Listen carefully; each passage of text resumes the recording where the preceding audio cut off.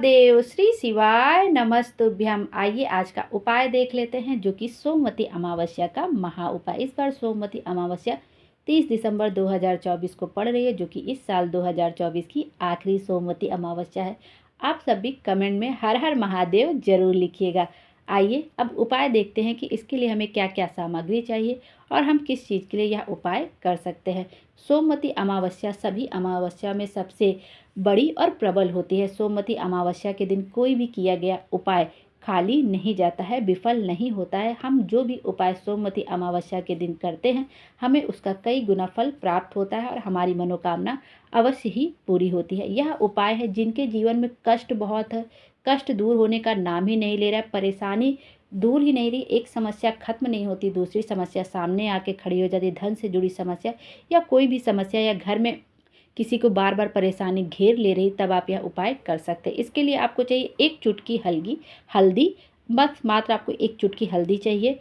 13 काली तिल चाहिए, जो काली वाली तिल होती है, 13 काली तिल चाहिए। आपको 13 ही लेनी, आप गिन के किसी पात्र में रख लीजिए, किसी कटोरी में रख लीजिए, किसी दीपक में रख लीजिए। 13 काली तिल ले लीजिए। एक तांबे के लोटे में आपको अपने घर का शुद्ध जल लेना है, और गंगा जल भी मिल जाए तो बहुत अच्छी बात है। और पात्र में सबसे पहले गंगा जल डाला जाता है, उसके बाद उसमें जल डाला जाता है। हो सके तो गंगा जल मिल जाए तो आप ले लीजिए, नहीं मिले तो फिर शुद्ध जल ही ले लीजिएगा। अब आपको यह करना कहाँ पे है उपाय? आप यह उपाय पीपल वृक्ष के नीचे कर सकते हैं या तो वट वृक्ष के नीचे कर सकते हैं। अब आपको एक लोटा जल में एक चुटकी हल्दी डाल लीजिए, उसमें 13 काली तिल डाल लीजिए, और घर के जितने भी सदस्य, आपके घर में 2, 4, 7, 8 जितने भी सदस्य, सबको उस कलश को आपको स्पर्श करा लेना है। मतलब सब लोग उस कलश को छू ले। फिर आपको पीपल वृक्ष के चले जाना है, पीपल वृक्ष के आसपास, जो घर के आसपास पीपल वृक्ष, वहाँ जाके पिपलेश्वर महादेव, यदि आप पीपल पेड़ के वृक्ष के नीचे गए हैं तो आपको पिपलेश्वर महादेव का स्मरण करके, पिपलेश्वर महादेव का स्मरण करके जल समर्पित कर देना है, और 7 बार पीपल के वृक्ष की परिक्रमा कर लेनी है। यदि आप यह उपाय 10 बजे से पहले कर लेते हैं तो बहुत अच्छी बात, आप परिक्रमा भी कर लीजिएगा। यदि आप 10 बजे के बाद यह उपाय कर रहे हैं तो आपको शाम को पीपल वृक्ष की परिक्रमा मत करिएगा।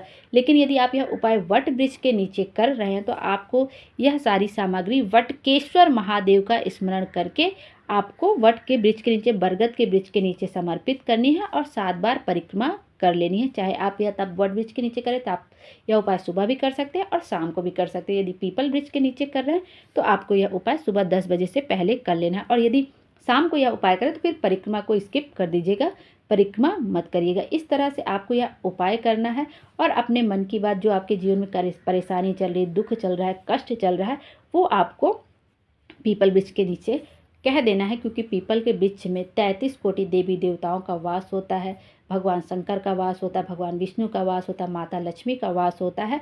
और सोमवती अमावस्या के दिन पीपल के वृक्ष का पूजन बहुत ही अधिक शुभ फल माना जाता है। पीपल के वृक्ष का पूजन अवश्य ही इस दिन करना चाहिए। यदि आप पूजन नहीं कर सकते हैं तो कम से कम आपको 1 लोटा जल समर्पित करना चाहिए। यदि आप वह भी नहीं कर सकते हैं तो कम से कम आपको पीपल वृक्ष की 11 बार परिक्रमा अवश्य करनी चाहिए। यदि आप पूजन वगैरह नहीं कर रहे हैं, कोई उपाय नहीं कर रहे हैं, तो कम से कम आपको पीपल वृक्ष की 11 बार परिक्रमा अवश्य ही करनी चाहिए। बाकी आपकी इच्छा के ऊपर है, आप 11, 21 कितने बार भी कर सकते हैं। 5, 7, 11, 21 जितने बार भी, कम से कम 11 बार तो कर ही लीजिए। और उससे भी कम करना चाहते हैं तो फिर 5 बार, 7 बार कर लीजिए, 51 बार, 108 बार। वैसे तो जो विधि विधान से पूजन करते हैं वो 108 बार परिक्रमा करते ही करते हैं। बाकी आपकी इच्छा के ऊपर है कि आप कितने बार परिक्रमा कर सकते हैं। आप यह उपाय करके देखिए, सोमवती अमावस्या के दिन आपके जीवन से जो भी कष्ट होगा वो ज़रूर से ज़रूर दूर हो जाएगा।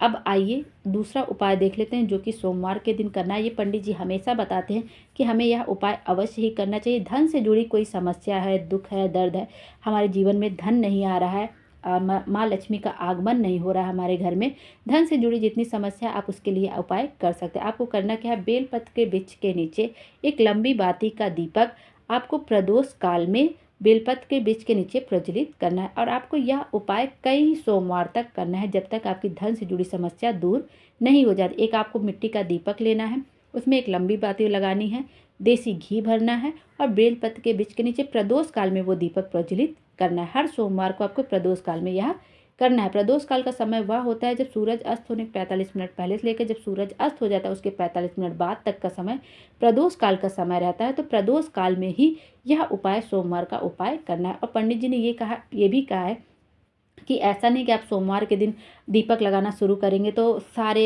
धन से जुड़ी समस्या दूर ही हो जाएगी। आपको अपनी मेहनत पूरी करनी है, बाकी आपको सब कुछ भोले बाबा के ऊपर छोड़ देना। जो जीवन में रुकावटें आ रही होंगी, कष्ट हो रहे होंगे, वो भोले बाबा दूर करेंगे। बाकी आपको अपनी मेहनत पूरी करनी है। केवल उपाय करने से धन की बाढ़ सी घर में नहीं आ जाए। तो ये सब भी मन में रखना चाहिए कि हाँ, हम उपाय कर रहे हैं तो कुछ अच्छा ही होगा। हम अपनी मेहनत पूरी करेंगे, अपनी सफलता के लिए कोशिश पूरी करेंगे। तो ये हम सोमवार का उपाय। और सोमवती अमावस्या के दिन तो बेलपत्र के वृक्ष के नीचे यदि हम दीपक प्रज्वलित करते हैं तो वैसे भी माँ लक्ष्मी का वास हमारे घर में सदा सदा के लिए हो जाता है। श्री शिवाय नमस्तुभ्यम। हर हर महादेव। भोले बाबा हम सबकी मनोकामना पूरी करें और हमारे जीवन को खुशियों से भर दे। Thank you.